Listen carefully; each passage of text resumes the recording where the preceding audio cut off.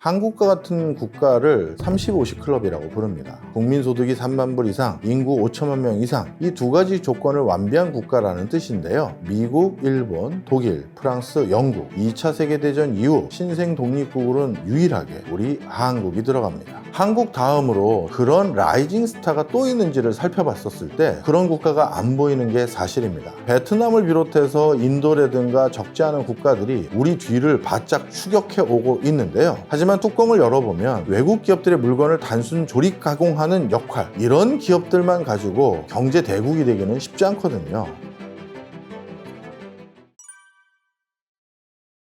우리나라가 선진국이 되던 여러 가지 여정들 중에서는요, 초창기에는 정부 주도의 경제 구조가 굉장히 주요한 성과를 나타냈던 것은 분명한 사실입니다. 우리나라 경제 구조는 로코모티브 모델이라고 해서 마치 전차처럼 앞에 있는 대기업들이 세계 최첨단 분야에서 또는 글로벌 스탠다드에 맞게끔 많은 제품과 서비스를 정말 국제적인 경쟁력 있는 수준으로 제공을 해주고 있고요. 그럼 그 대기업들이 우리 경제의 중추 신경이 돼서 경제를 앞으로 끌고 나가면 그 뒤에 있는 1차 벤더, 2차 벤더, 중소기업들 이런 곳들이 낙수 효과를 거두게 되고 그것 때문에 전차가 앞에 있는 엔진 때문에 쭉 끌고 나갈 수 있는, 그래서 로코모티브, 전차 같은 모델을 가지고 있는 게 우리 한국 경제다라고 부르는데요. 그런데 이들 대기업들은 1960년대, 70년대, 80년대를 거쳐서 정부의 여러 가지 인큐베이팅 정책 아래서 지금의 경쟁력을 갖춰온 게 사실이고요. 그 과정에서 국민들의 헌신, 양보, 그것도 분명 이들 대기업들이 성장하는데 중요한 시드가 되었던 것도 분명한 사실입니다. 그래서 일부 대기업들이 정말 한국에서의 대기업 수준을 넘어서 글로벌 스탠다드에 맞는 경쟁력을 확보하기 시작했고요. 그게 바로 LG, 삼성, SK, 현대차와 같은 그런 기업들이 대표적이라고 할 수 있습니다. 물론 이들 기업 말고도 강소기업이나 강소중견기업이나 이런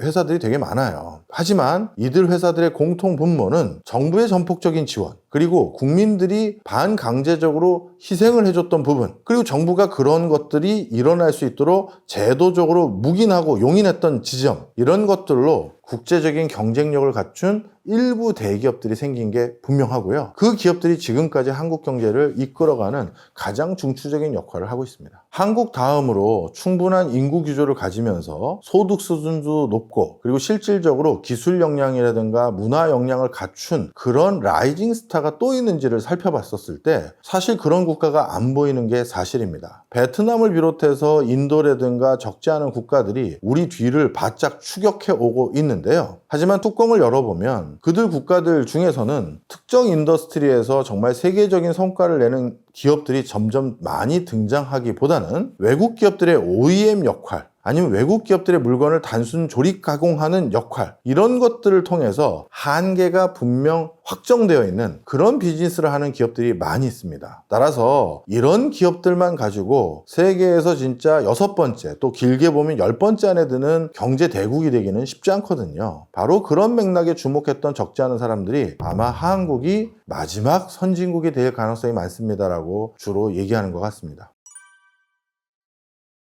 사실 일정 수준까지는 경제 성장을 달성할 수가 있어요. 그 일정 수준까지는 시간을 쓰고 그리고 노동력을 쓰고 이렇게 하면 되는 경제인데요. 쉽게 말해 우리나라도 신발, 의류를 비롯해서 각종 경공품 그리고 자체 브랜드가 없는 상태에서 중화공업들을 육성해 온 적이 있습니다. 그런데 여기까지의 성장 경로는 간단합니다. 내가 일하는 시간을 더 늘리거나 아니면 값싼 노동력을 바탕으로 그 부가가치를 만들어내면 돼요. 하지만 선진국이라는 것은 단순히 이렇게 값싼 자원 투과형 경제 구조가 아니라 자체적인 브랜드가 있거나 자체적인 기술이 있고 또는 자체적인 시장성을 가지고 있어서 그 안에 있는 사람들만을 대상으로 비즈니스 했었을 때도 충분한 성과가 나오는 게 무엇보다 중요한데요. 지금 현재 한국 다음에 차세대 주자라고 할 수 있는 국가들 중에는 그런 회사를 보유하거나 그런 기술 역량을 자체적으로 확보할 수 있는 국가가 사실은 그렇게 뚜렷하게 보이지는 않고 있습니다. 오히려 경제 성장률이 또는 1인당 국민소득이 우리나라 수준으로 3만 불대 후반 또는 4만 불대 초반을 앞두고 있는 이런 반열까지 올라가는 국가가 있으려면 국민들이 개개인적으로 부가가치를 많이 창출할 수 있어야 되는데 그런 여지를 갖기 전에 이미 늙어버린 나라들이 너무 많습니다. 이미 초고령사에 진입해버린 거죠. 따라서 이런 국가들에게 제2의 한국이 될 것을 기대하는 것은 다분히 조금 무리가 있다 생각합니다. 저는 아시아에서는 필리핀, 중남미 국가에선 아르헨티나를 꼽을 수 있을 거라고 생각이 듭니다. 한때 필리핀은 아시아에서 가장 잘 사는 국가 중에 하나였고요. 그러다 보니까 필리핀이 우리나라를 일부 원조도 해줬었고, 우리나라 장충체육관을 지을 때 필리핀 엔지니어들이 와서 한국의 엔지니어들은 장충체육관 같은 큰 대규모 공사를 해본 적이 없으니 우리 필리핀이 도와줄게 하면서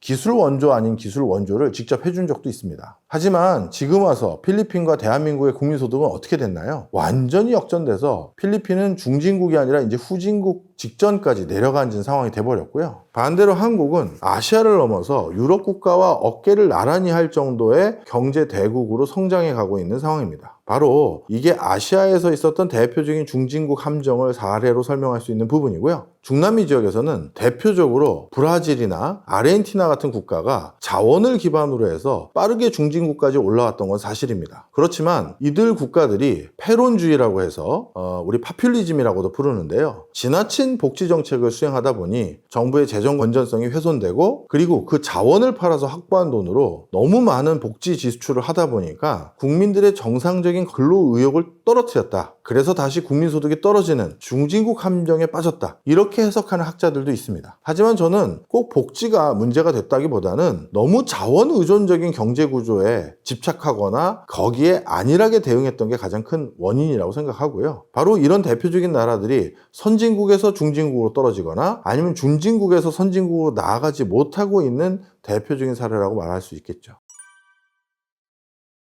일단 중국을 선진국이라고 부르지 않는 가장 여러 가지 요인들이 있는데요. 우리가 선진국이라고 부르기 위해서는 첫 번째 필요 조건 중에 하나가 일정 국민소득 이상을 달성해야 됩니다. 중국 같은 경우는 국가 전반의 평균적인 국민소득은 많이 올라오긴 했습니다만 그 내부를 들여다보면 양극화가 극심해서요. 웬만한 동남아 국가들보다 못 사는 성들도 일부 있습니다. 그런 차원에서 경제적인 수준도 여타 선진국 수준으로 다 같이 올라왔다라고 말하기가 어렵고요. 그 다음 두 번째는 선진국이라고 하면 언론 표현의 자유라든가 그리고 경제활동의 자유, 그 밖에 거주 이동이라든가 해외 이주에 대한 자유 등등, 즉 이동성에 대한 자유 등이 다 같이 포함되어 있습니다. 근데 중국의 지금 상황은요, 어떻게 보면 대외적인 통제를 더더욱 강화하고 있고, 그것으로 인해서 다른 국가들은 아주 편하게 누릴 수 있는 권한들 중에서 일부가 상당히 제한적인 수준으로 유린되고 있는 것이 사실입니다. 따라서 선진국이라고 분류하기 어려운 이런 제도적인 부분, 문화적인 부분, 이런 것들도 중국은 갖추고 있기 때문에 그런 부분에서 또 중국을 아직까지 선진국이라고 부르는 나라는 많지 않습니다. 많은 분들이 선진국 그러면 뭐를 선진국으로 얘기하십니까? 객관적인 지표를 주십시오라고 했었을 땐 거기에 대해서 학자들만의 견해도 다르고요. 집계 방법에 따라 산출되는 결과도 달라지기도 합니다. 그렇지만 우리가 대략적으로 생각할 수 있는 부분은 선진국 국민이라고 하면 자체적으로도 적지 않은 부를 축적하고 있고, 그리고 일정 수준 이상의 고등교육을 받고, 그리고 나뿐만 아니라 다른 사람, 다른 공간에 대한 문화적인 부분도 배려할 수 있는 문화적 소양까지 다 같이 갖춘 사람, 우리가 통상적으로 이런 스테레오타입을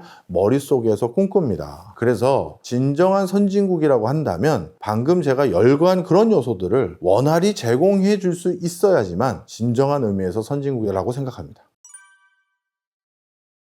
우리나라는 아직까지 여러 가지 사회 문제, 경제 문제를 당면하고 있긴 합니다만 우리와 체급이 유사한 다른 국가와 비교했었을 때는 아직까지 성장 여력이 많이 있고 또 가시적인 성과를 아직까지는 내고 있는 국가라고 저는 자부할 수 있다고 생각합니다. 한국과 같은 국가를 선진국들 중에서 특히 뭐라고 부르냐면 30-50 클럽이라고 부릅니다. 국민소득이 3만 불 이상, 인구 5천만 명 이상, 이 두 가지 조건을 완비한 국가라는 뜻인데요. 지구상에서 이 30-50 클럽에 해당되는 국가는 총 6개 정도 수준밖에 없습니다. 미국, 일본, 독일, 프랑스, 영국, 그리고 2차 세계대전 이후 신생 독립국으로는 유일하게 우리 한국이 들어갑니다. 그 얘기는 무슨 소리냐? 우리 한국은 부양가족이 5천만 명 이상 되는 수준의 많은 인구를 보유하고 있음에도 불구하고 국민 전반적인 소득 수준이 3만 불 이상까지 올라온 누가 봐도 진정한 의미의 선진국이라고 말을 할 수가 있어요. 바로 그런 점 때문에 우리나라의 아직까지는 성장 여력과 국제적인 지위를 우리가 과소평가해서는 안 된다, 이렇게 말씀드리고 싶고요. 그 다음 두 번째입니다. 그럼 이 30-50 클럽이라는 체급이 비슷한 사람들끼리 비교했었을 때 우리나라는 어떤 상황이냐? 이 30-50 클럽의 대표적인 나라 중에 하나가 독일인데요. 독일은 최근 3년 가까이 마이너스 성장을 기록했습니다. 그리고 영국 같은 경우는 작년에 0% 성장한 걸로 추정되고 있는데요.